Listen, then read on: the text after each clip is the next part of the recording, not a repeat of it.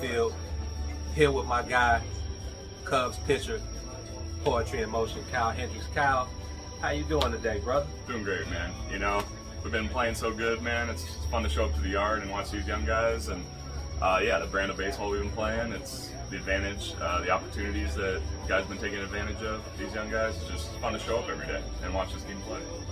Before we get to it, I want to talk about a couple of the young guys, but for you, your season is over.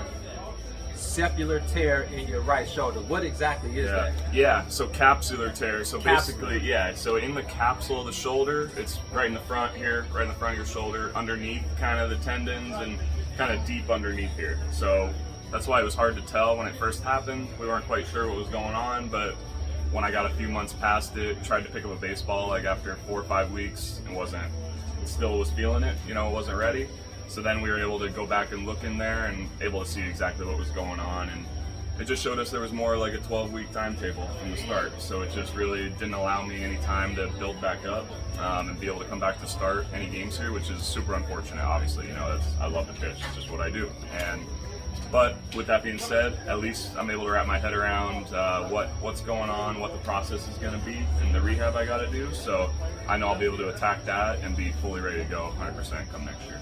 So the plan is for you to head off to Arizona soon and get to work immediately? Exactly, yeah. Since I'm not going to be working back to pitch in ball games, you know, yeah, kind of ship me out of here, get me to AZ, and I can take advantage of just the everyday work there and really kind of get more done in a way, you know, and just really attack the rehab and, yeah, make some gains, you know, and change a few things just to get back to being who I am.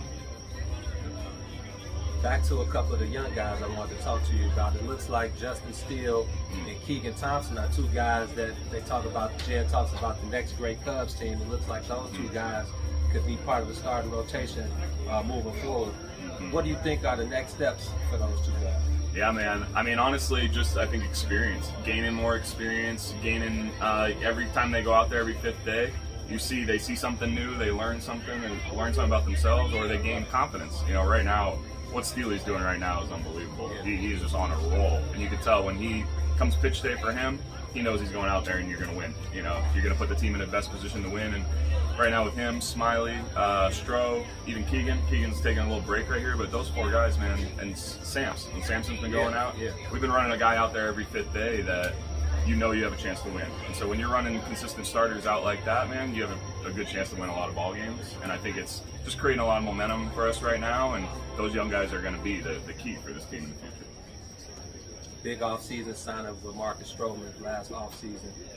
What's the Stromman effect been like, especially around the clubhouse? Oh man, he's the best. He's the best. Just kind of the confidence he breeds, confidence in himself. It kind of trickles through everything else, and he's one of those guys. He's part of the group, man. Part of this starting rotation. We all just build off each other. We like talking baseball. We like hanging out. You learn from each other, learn different things. But he's been unbelievable. And when he goes out there, you see the energy and the passion he plays with, and the pitches he makes. Man, he's been dominant for us. So yeah, it's been awesome to see. And if we can just have some help, you know, from the jump next year, and just get this kind of plan, get the ball rolling like this just from the start, I think we'll be in a really ahead of schedule and in a good spot next year.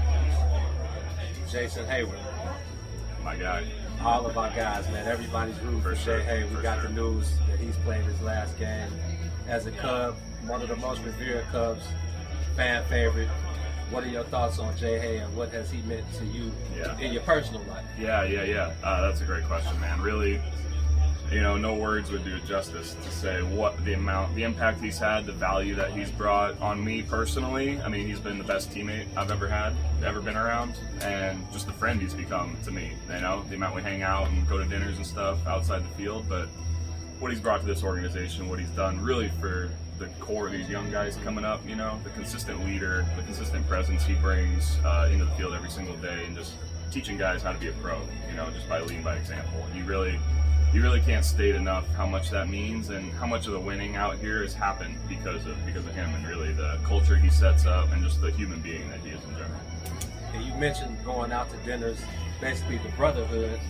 I talked to Carl Edwards Jr. when Washington was in town. He gave you big praise. He talked about how much you meant to him, but we were talking about Jay Hay and just that 2016 team in general.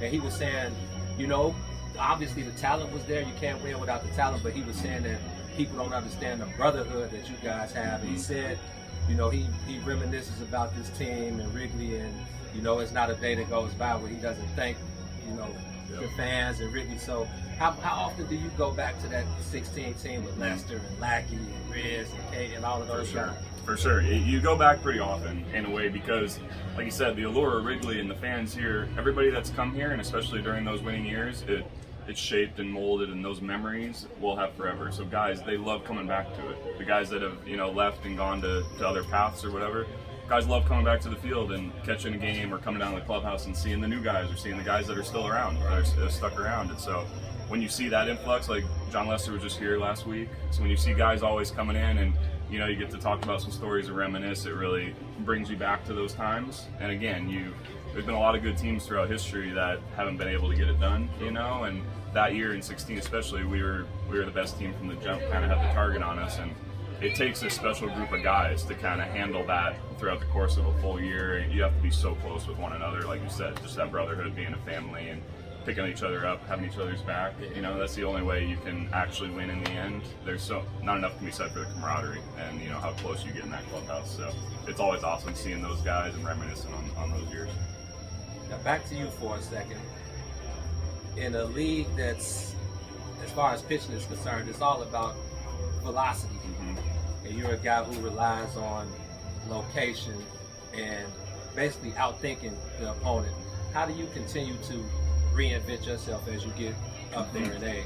Yeah, that's a great question, man. I think a lot of it for me is just the feedback from the hitters, so I have to do what I need to do, number one, health-wise, just to take advantage of my body again, be able to get the most out of my body.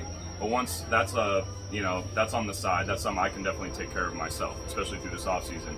Other than that, it's noticing what the hitters are doing to me, the adjustments they're making, right. Keeping up on the video work, keeping up on seeing changes week to week in hitters' games when I'm, looking through a lineup and preparing to face somebody. So really just being on top of those adjustments that I need to make. It's not rocket science. I'm not changing a lot. I'm still going to be who I am.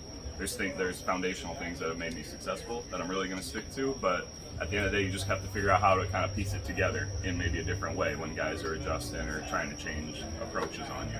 So it's just being one step ahead in a way. That's really the key for me, staying in tune with that. Okay.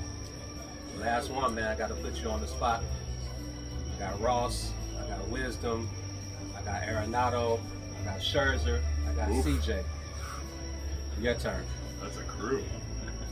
Go around the diamond.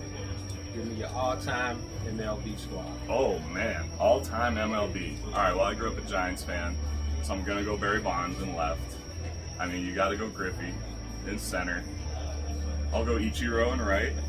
I mean, I feel like, I don't know if I need much more in my lineup other than those three guys right there. That's true. I think I went 2 for 3. Yeah, right? Yeah. But then you go on the infield, I mean, you got to get some old school guys maybe in there. Brooks Robinson at third. Short. Goodness, man. Short could be anybody. I'll take my guy Javi. Just having new school in there. That's 2 for Javi. Why not? Yeah, why not? Second, Alfonso Soriano. I grew up a big Alfonso Soriano fan. Wow. Kind of in a way. I think he's underrated. Big man. time. But man, I loved watching him play. Okay. First base, I don't know, the Babe put him over there. Well, another old school guy. Yeah. Catcher, I'll throw Pudge. I loved Pudge. Pudge growing up. That was your guy? Yep. Now here's the thing. So Scherzer, he wouldn't let me get away with it. I said, you got one starter and one closer. He said, how do I have one starter? I need a rotation. So okay, he wanted full rotation. He wanted a rotation. So man, you got a rotation for me? Well, I got to throw Greg Maddux. Man, that's who I watched so much growing up, and I learned. Pedro Martinez is in there for me. He was my favorite pitcher ever growing up, watching him. Then, I mean, the best of the best, you got to go Roger Clemens, Nolan Ryan, and probably I'll take Kershaw.